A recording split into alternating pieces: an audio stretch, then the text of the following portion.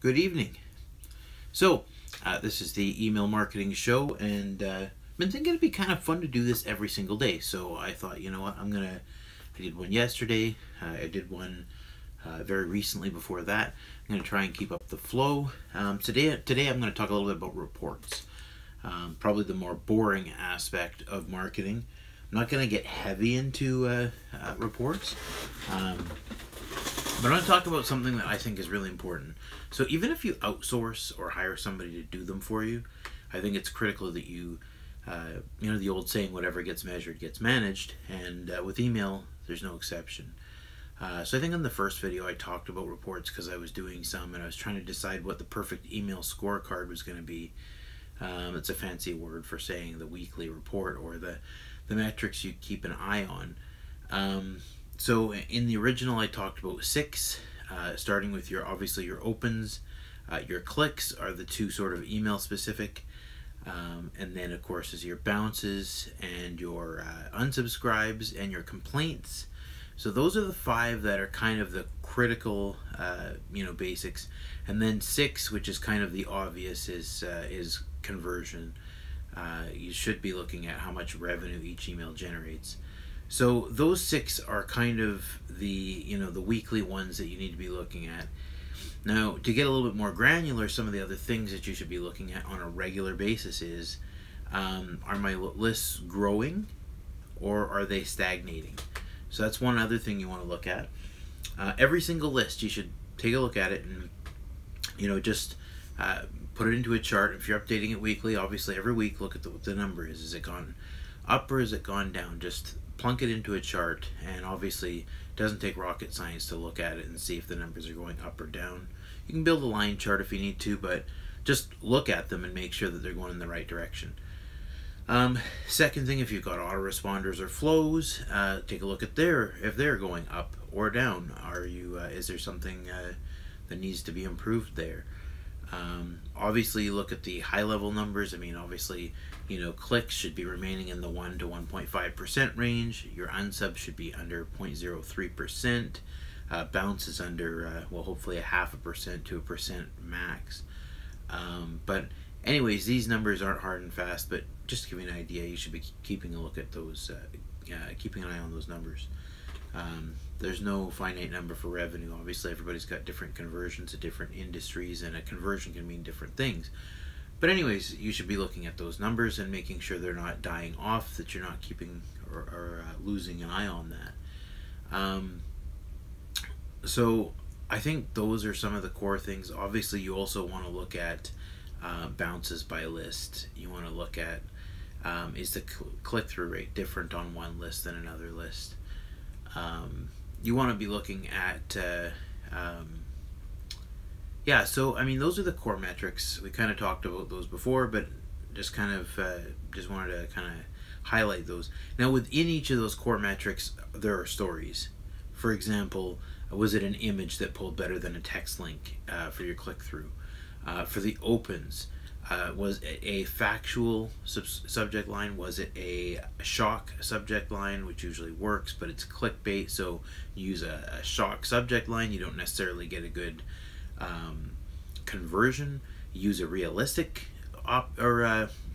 subject line, you get a higher conversion but a lower open. So obviously, again, the core metric you need to be keeping an eye on, even Ben Settle and all the major email marketers say this, is you're looking for the revenue number. So that should be the guiding light. Now on the flip side though, just because you're looking at revenue doesn't mean you shouldn't be looking at your overall engagement. So anybody who has not opened or clicked within 90 days is at an increased risk of something bad happening. Let me explain that for a second, because that's probably the biggest juice we can talk about today. So what's the worst case scenario of unengaged prospects, and why should you be cleaning your list regularly and taking a look at those people who unengaged and maybe sending them alternative content? So first off, why should you be looking at them? So the worst case scenario is, let's say a user hits the 90-day mark. They've decided, you know what, I don't want to open or click your stuff anymore. I know what's in there. I don't want that stuff. or for whatever reason they've just become uninterested. They're not touching nothing. Now, once they reach the 120 or 200 mark, well, first of all, at 90 days, I believe it's Yahoo, or maybe, no, sorry, I think it's AOL, that removes anybody and adds any account that hasn't logged into their email address within 90 days to what we call a recycled spam trap list. So what does that mean for you? Well, how your deliverability fares with AOL is going to have a huge impact on whether you're on that list or not. So if you are one of the senders that typically sends to people's accounts that are beyond, like, if you send to recycled spam traps a lot, you become sort of internally blacklisted. It's not publicly listed anywhere, but this ESP is aware of that. So anyways, let me give you another example. So I think it's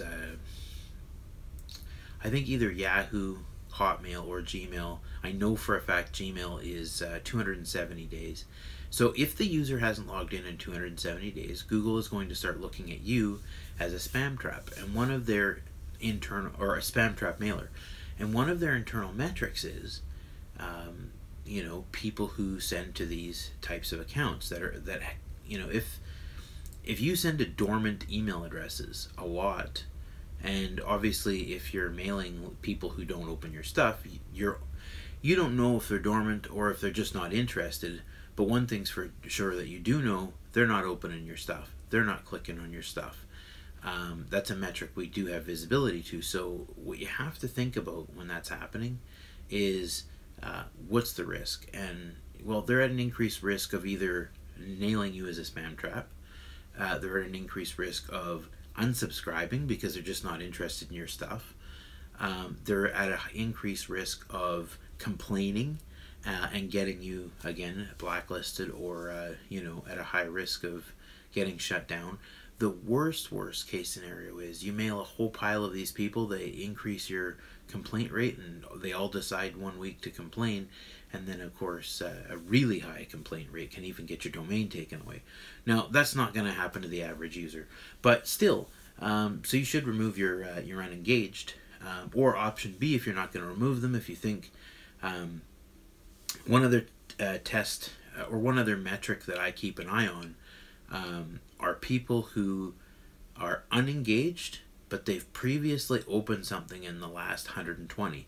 So again, if somebody's opened something in the last 120 days, they're not truly a dead account so much as, at least they might not be, but they could just be not interested in what you've been sending lately. So sometimes I try and re-engage those. Obviously when you do that, it's going to take something really shocking to get those people to open. So that can be a personal letter from the CEO, it could be dangerous news. Again, if you're going to use a subject line like that, deceptive subject lines are actually illegal, technically by the CAN-SPAM Act of 2003 and by the the CASA laws in Canada. So your best bet is obviously to mean that if you have something serious to comment on.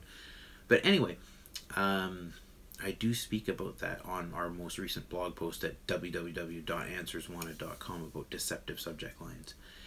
Anyway, I'm going to wrap this up because I got to get some reports done. But it's critically important that you do weekly reports, even if they're annoying.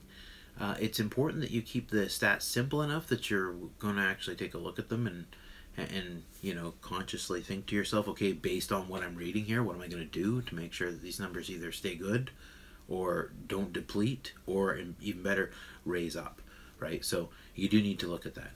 In a perfect world, you should have somebody who knows what they're doing looking at that stuff. So if you don't have somebody who's decent looking at your stuff, by all means, look and see if you can hire somebody. We take on a limited number of accounts every year. We are completely full for 2017. But we can always do consulting or some kind of thing like that. But anyway, long story short, you should have somebody looking at your stuff who knows what they're looking for. And we'll be launching a course at some point in the new year as well that'll help you learn how to do that if you want to do it yourself. So by all means, take a look at our website, subscribe to our newsletter, and yeah, you'll learn all kinds of stuff about our two specialties, which is driving traffic to websites and managing email accounts. So I'm going to sign off, but hopefully every day I'm going to try and find something really cool to share with you guys that'll help you grow your business online and learn a bit more about the depth that we can get into with email marketing. I think, it'd be neat. The next thing I should talk about is email marketing testing, because there's a number of tests that I run. Some of this stuff can get really detailed and really deep. I don't think I'll ever be able to fully describe that stuff, at least, without being sort of in a consulting role. But either way, it could get really cool if I can kind of dive into how to prevent bad things from happening and what kind of things you should have in there.